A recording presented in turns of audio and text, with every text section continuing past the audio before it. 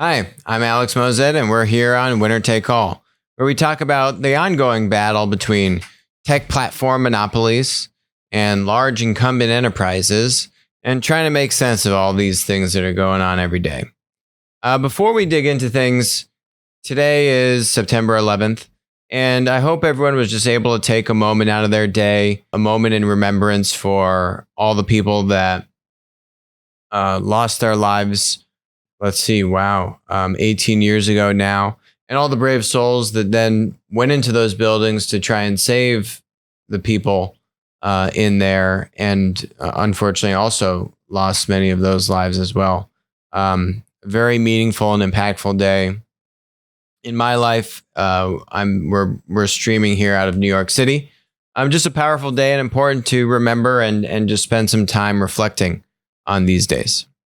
So, now, let's dig into the meat of things. California has decided to pass just asinine legislation to classify Uber and Lyft drivers as employees. Yeah, I don't know. The YouTube kid millionaire who basically opens presents for a living is in trouble. He makes millions of dollars. I think he's 7 or 8 years old. An activist investor has now taken a material stake in AT&T and is challenging their strategy and this massive roll-up that they've been on a spree to acquire both content companies and distribution companies over the past few years. Epic is getting into the EHR, opening up EHR game, sort of. We're going to dig into that. Facebook is saying that they don't want to actually decide what's true and what's false on the platform. Which is actually echoes back to what we've talked about for Zuckerberg saying back in June of this year. And we're going to analyze that a little bit more. Forever 21 is going bankrupt. No surprise there, but some details, interesting details to learn about that. And the Hong Kong Exchange has made an acquisition bid for the London Stock Exchange. And if you remember, the London Stock Exchange recently made an acquisition or announced an acquisition, hasn't closed yet, for Refinitiv, kind of in a bid to compete with Bloomberg. But they want the LSE to drop that acquisition in order for Hong Kong Exchange to buy LSE. So that's going to be pretty interesting. So we've got a lot of meat to go over. I don't even really want to get into the iPhone launch. There wasn't anything that material there. There's an extra camera on the back of the camera. Okay, there. I covered the new iPhone launch. So California passes landmark bill requiring contract workers to be labeled as employees. Here's the problem with this. There are just countless reports that the average amount of time spent from a Uber or Lyft driver on a weekly basis, I think it's less than 10 hours a week. What you're finding is that a lot of these drivers are incremental income, right? That's why they're doing it is, hey, I've got a few extra hours. Let me go hop in my car and drive some people around, make some money. There are obviously people that do this full time as a living and are putting in many, many hours a week, probably many of them more than 40 hours a week. But the average amount of time is an order of magnitude less than that. And it really speaks to, especially when you think about Uber and Lyft going into more suburban markets that don't have as much demand, that would support just having tens or hundreds of full-time drivers on the platform. Certainly you see that in the more metropolitan areas, with still a good amount of passive kind of doing 5 or 10 or 15 hours a week here or there to make some incremental income. But this bill's a big problem. And I think it just goes to show how lawmakers and government don't understand platforms, and actually all of the value that platforms are bringing to society, both consumers and people that have a car and want to make incremental income. It basically completely rips those people out of the equation and makes it so much harder for them to actually now make incremental income. So who are they trying to protect, right? What is the motivation? What's the explanation for these people, these lawmakers, to try and do this? And basically it comes down to special interests and conflict of interest. The establishment is not happy with this. You have labor unions that are sprouting up here and trying to pick a fight. And what the lawmakers are trying to do is basically cram. If you think about where did these two labor classifications come from, they are 50 plus years old. The idea of you're either an employee or you're a contractor.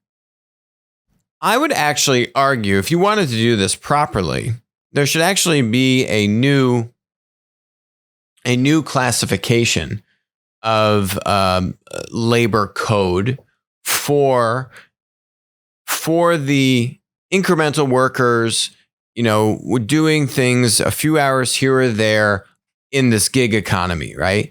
And then if you actually look at how contractor law is set up and employee, employer law is set up, actually neither of them conform properly to the structure that is taking place if you are, say, a gig worker putting in incremental hours, maybe in a few different jobs, or maybe you're putting in a few hours on Uber and a few hours on Lyft, right? And so obviously no lawmaker is going to champion creating a new classification of labor. And so then they just try and ram a round peg into a square hole.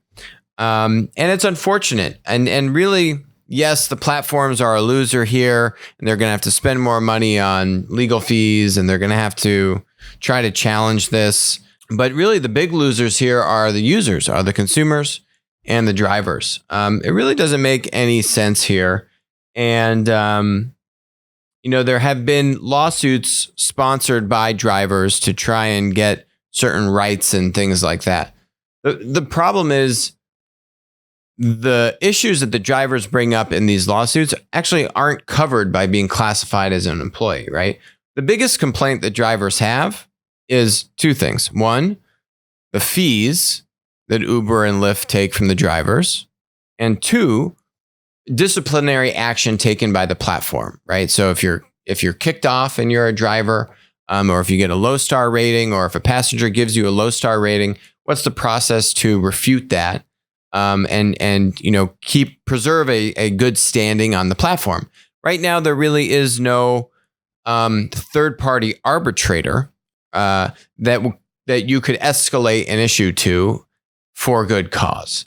And just because a driver could be classified as an employee doesn't give them any further protection. All this really does is say now that Uber has to pay more money on benefits and workers' comp and insurance and just other payroll taxes. So there you go. There's California's motivation. They get more taxes out of it. The real protection about saying, hey, when can Uber raise its take rate? When can they decide to kick a driver off the platform? Those are the real concerns of the drivers. Does this solve those? Absolutely not.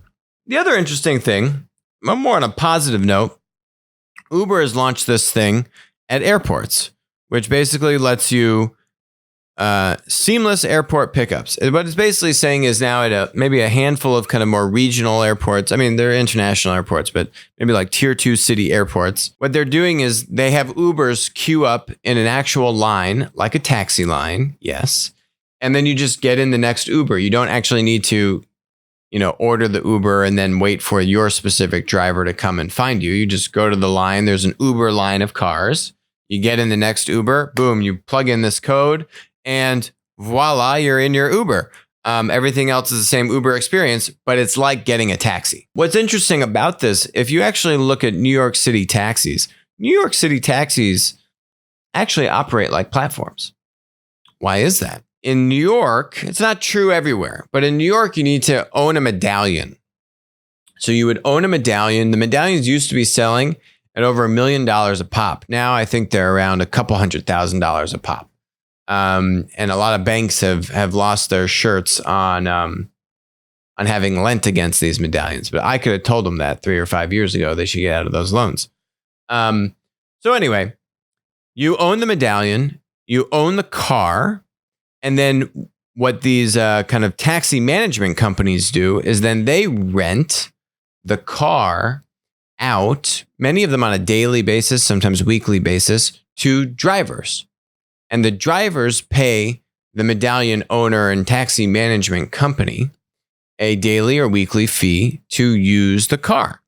And then the car is then out there on the street and gets hailed down, and people get in and have their fare. And then all that money from the fares, said any taxes and that kind of stuff, go to the driver, right?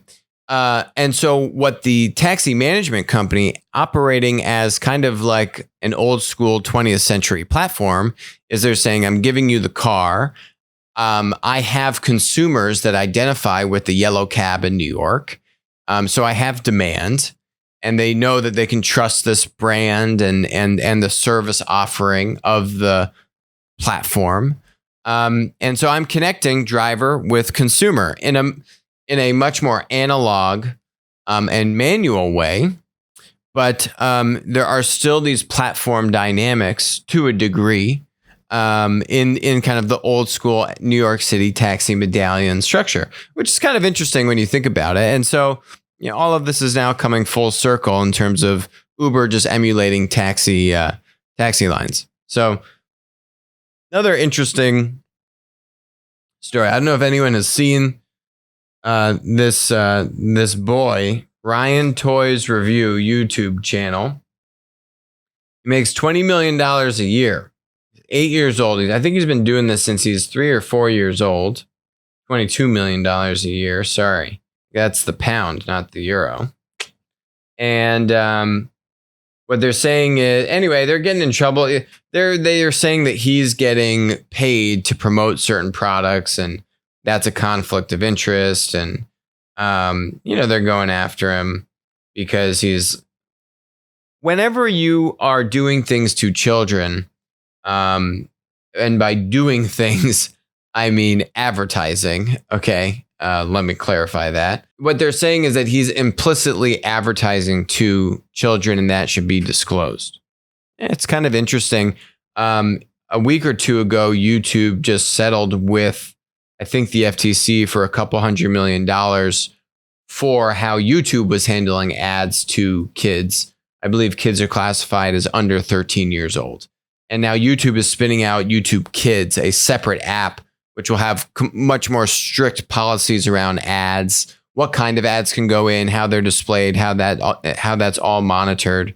There are a lot of laws in the U.S. specifically around how you can advertise to children and how you need to handle their data and all these kinds of things. So there actually, I guess, could be something here. I assume they'll settle or just have a more clear disclaimer. If you see on Instagram, a lot of these Instagram celebrities, hey, this is a sponsored post. I guess, Ryan, you didn't do that clearly enough. But then again, Ryan, you're 8 years old.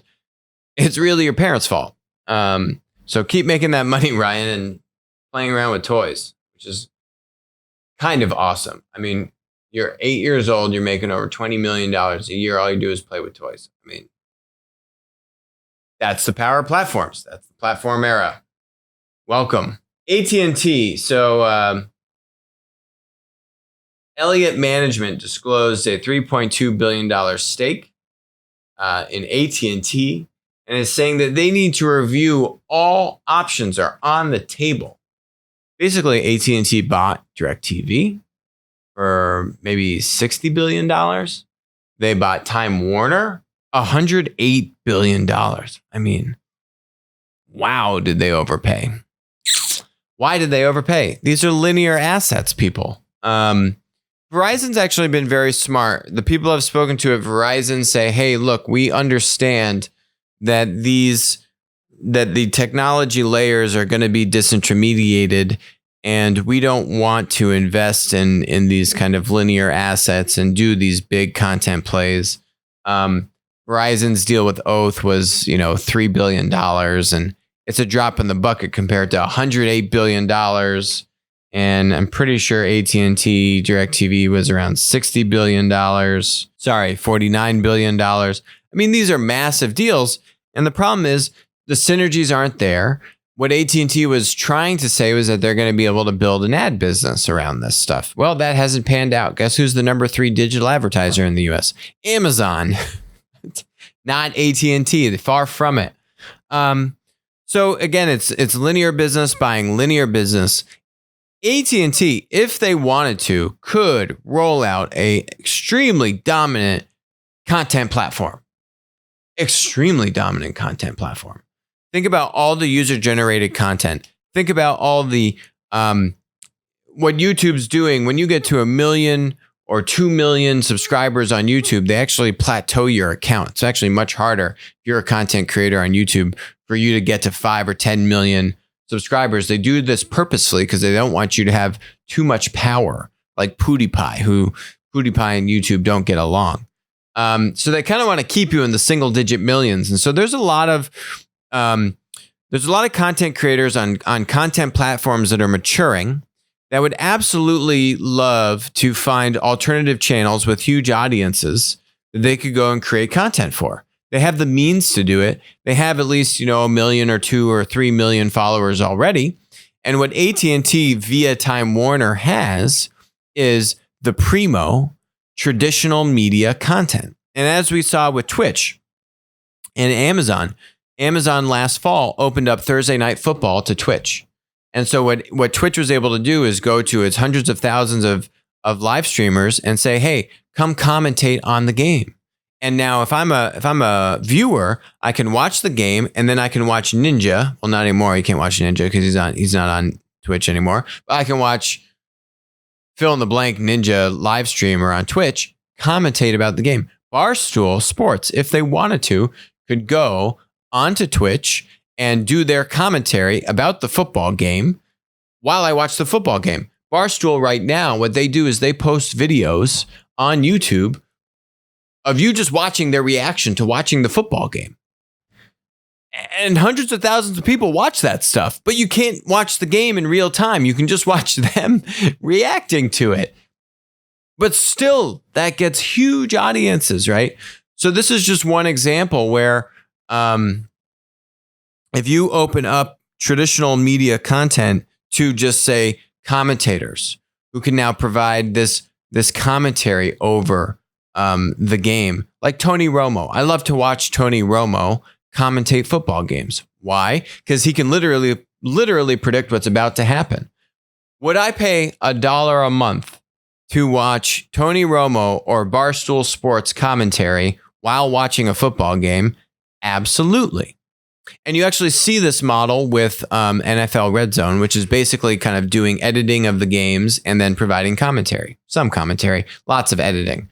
But there are a myriad of examples to say if you open up traditional media and then you let this ecosystem of content creators just kind of co-create on top of that traditional media content, you now have unique content. You now have content that's going to be much more interesting to watch via AT&T versus via cable or some other kind of competitive distribution channel. Not even to mention these content creators bringing their own original content to your platform. But I think you could seed this in much easier ways, kind of along the lines of these co-creation models.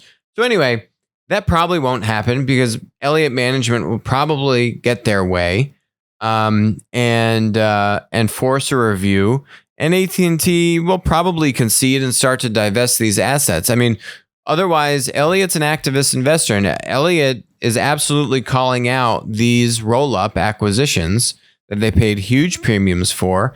And I just don't see, I never did at the time. And if anything, the market's only gotten more competitive and more expensive. And now you have Disney and Netflix and, every other week there's a new player getting into it.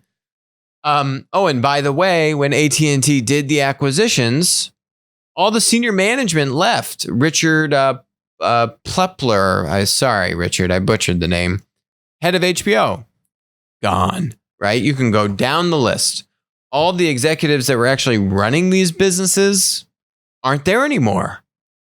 So there's a lot of issues, both just in the execution of the acquisition. And then you had the head of AT&T's communications business step down somewhat abruptly in the past week. There's where there's smoke, there's fire. Normally, there's fire here. If AT&T wanted to do platform stuff, I think they could, and they could really do it because they have the scale and they have the content. But I don't think they have the kind of execution capacity to pull it off. Similar story with Epic. So I've been railing pretty hard on Epic and Cerner for the past few weeks here about these are the two dominant EHR companies, electronic health record companies. That's where all your medical records are stored. Between Epic and Cerner, they control 58% of the EHR market. So what Epic is saying is we're going to gather 20 million patients' records for medical research. Yeah, it's a step in the right direction. I don't know why they couldn't have done this 5 years ago. I don't know why this isn't already going on. Actually, this has already been going on. There are plenty of groups that have been doing this, maybe not at the 20 million scale, but certainly in the millions of patient records scale or tens of millions.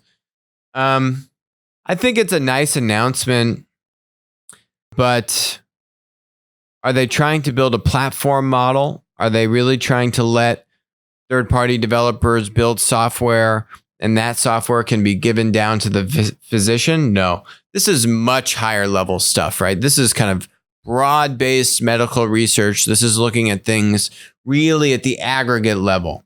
The development platform model that we've been talking about here, which I think you're going to see the large tech companies, Apple, Google, Amazon, Microsoft, be able to actually deliver upon, and some of them already are, is to say, I have access to millions of health records, and I'm now deploying software that provides value and insights based on a combination of analyzing the aggregate, but I am now delivering insights specifically to, say, the physician or the consumer based on your individual health record. That's a completely different situation than this. This is just saying, roll all the stuff together, anonymize it, and let's do some really kind of large medical studies at the aggregate, very abstract level. It's not saying, how do I pinpoint value down to the specific medical record and then bring that down to the physician or to the consumer? Completely different value prop. Oh, and by the way, the latter model is much harder to deliver on, but also much more monetizable, much more defensible. You have network effects. You have a winner-take-all dynamic. It's a platform model. This is more just kind of like a nice research initiative. Maybe just because they're under fire so much recently, but it's not really moving the needle. Forever 21, Gonzo, see ya. This is going to continue to happen. I bet every other week we're going to see a retailer go out of business. Now that debt got more expensive, now it's kind of becoming a little less expensive. But the problem is, I think banks are just, there was quantitative tightening. That did not help this situation. I think the combination of rates rising, some quantitative tightening, basically what that means is the debt markets are clamming up and no one wants to fund and renew. They say it right here. The company has been searching for a new loan for months to stave off bankruptcy. Okay, smart decision. Don't renew this loan because this business is in big trouble. This business hasn't been in big trouble for years. They've just been able to kick the can down the road for exactly what we've been talking about this show time and time again here because of cheap debt markets and quantitative easing and all these kinds of things that let them extend what should have been a bankruptcy years ago, not in September of 2019. So anyway, there'll be more to come on this. Forever 21 is not going to be alone here. They just have way too much retail space and it's too expensive and not many people want to go buy stuff in the store anymore. So there you go.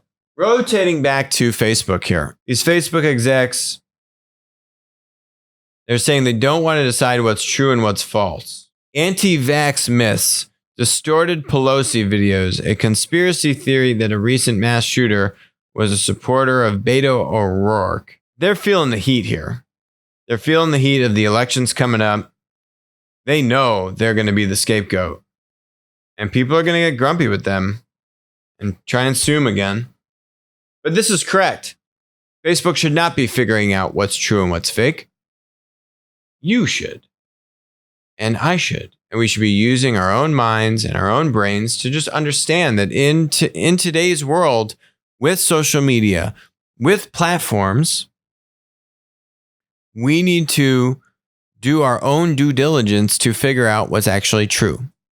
And it's just, you can't trust the media anymore because the media's business is dead. They don't make any money. They've lost all of their credibility. And they have just they've succumbed to the system, which is the system is clicks and clickbaity titles so they can get their ad impressions because their businesses are completely upside down and underwater. So they've lost a lot of those kind of journalistic standards that we had come to know pre the platform era. And basically what that means is it really just comes down to the consumer and the individual to have to make up your own opinion. And you really kind of just need to second guess a lot of what you read out there. And that's unfortunate because it just it puts more burden and more onus on the individual. But there really hasn't come up with an alternative to figure that out. And Facebook isn't going to do it. A content platform isn't going to do it. This is a service, right? I think if Facebook were smart, what they should do here is let me go pay $5 a month to have a service provider that I trust. And there's obviously a lot of political things in deciding who do you trust. And, that trust is a very malleable word these days.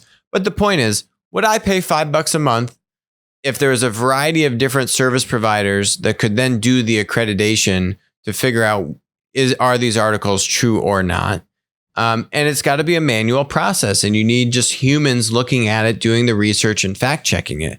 And then when you get into the nuances of it, then, based on your ideological beliefs, political beliefs, then that's what makes it so difficult to kind of say, oh, is this absolutely correct or false or so on and so forth.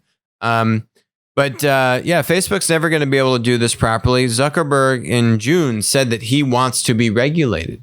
He wants the government to tell him. All Facebook should be figuring out is what's harmful or abusive content, not what is correct or incorrect information. Nope, that's not Facebook's job. Facebook could then get a marketplace of service providers, and that could be their job, but you're going to have to pay them money because that takes real work. But what Facebook should be policing is what's harmful, abusive, or threatening content. And then you can remove that. You can penalize the users that are posting that information and sharing it and so on and so forth. What Facebook is explicitly asking to be regulated on is what are those boundaries? Where do we cross the line of free speech when taking down abusive or hateful content? It's just like saying there's a fire in a movie theater. And if you do that, you can be arrested and you can get in trouble for that because you're kind of harming the public interest, right? And deliberately deceiving the situation. So that's a conversation and a debate that the country needs to have. And the FTC and our regulators should be helping to lead that charge. Unfortunately, they're abdicating that responsibility and not getting into this for whatever reason, which is unfortunate. But this whole thing about what's true or what's not true, Facebook's never going to figure that one out. And they really shouldn't be. So Hong Kong Exchange. So LSE is in Platt. They're in the index. They're in the ETF. They made this acquisition offer for Refinitiv, $27 billion. But now the Hong Kong Exchange is saying, hey, we want to buy you, LSE. LSE stock is up like 6% today as a result. But we don't want you to buy Refinitiv. These exchanges, London Stock Exchange, if you think about the NASDAQ, the New York Stock Exchange, these are all just exchanges. They are investment platforms. The NASDAQ, ICE, Intercontinental Exchange, which owns the New York Stock Exchange, London Stock Exchange, they're both in Platt as investment platforms. Hong Kong Exchange is not in Platt. So what is interesting is if Hong Kong Exchange buys the LSE will actually exit from Platt, unless I need to check. I don't know, though, if the Hong Kong Exchange has the right reciprocity with U.S. exchanges and does the right amount of disclosures. I could feel like the what's going on with China and everything right now. It's a very interesting time for this acquisition bid to come out. And I feel like if I'm the LSE, I have a lot of reticence to go through with this just from the macroeconomic kind of country back and forth that's going on between between China and Hong Kong, let alone then Asia and the West. So the last note on that is that I don't know what each one of these, whenever you do these Refinitiv acquisitions, right? There's a breakup fee. And what's interesting, what Elliott was saying about AT&T is that AT&T tried to buy T-Mobile. The breakup fee when the T-Mobile deal didn't happen, I think, was in the tune of like $2 or $3 billion. What Elliott Management, the activist investor in AT&T, said was that when AT&T paid that check to T-Mobile, T-Mobile used that to launch a lot of these new kind of digital initiatives that are, I guess, gaining ground on AT&T. I don't know what this breakup fee would be that the LSC would need to probably pay to Refinitiv. It's probably material, A. And then B, the deal is not guaranteed to go through with the Hong Kong exchange, even if the LSC divests itself from Refinitiv. And why that is because there's going to need to be regulatory approval for the deal to go through. Oh, and by the way, you may realize that Britain and the EU are kind of in their own little hullabaloo right now. So there's just so much unknown and gray matter in this thing. It's very difficult for the LSC to navigate. How do you turn down this acquisition, pay a breakup fee most likely, it's not being stated what that is, and then turn yourself over to basically an unknown regulatory environment? Does the EU make the decision? Does Britain make the decision? Who can then greenlight whether or not this Hong Kong deal would go through? And then if you're now owned by the Hong Kong exchange, what is the role of China and Hong Kong? And does that delegitimize the LSE and a lot of its Western clients and Western kind of trust and all the integrity that they've built? Literally, I think it's the oldest exchange in the world. So it's a landmark deal. It's a landmark property. Lots of interesting ins and outs with this. I'd give it 40%. I would say 40% chance it goes through. I think 60% chance it doesn't go through just because of all of these different moving parts and how to navigate that environment. But ultimately, the LSC is going to need to try and decide what is in the best interest of its shareholders. Does it go through with this acquisition, trying to go after Bloomberg and do this data play, or just get maybe acquired and pay breakup fees? I don't know. It'll be interesting to watch. That's it for us here on Winner Take All. Thanks for joining us, and I'll talk to you soon.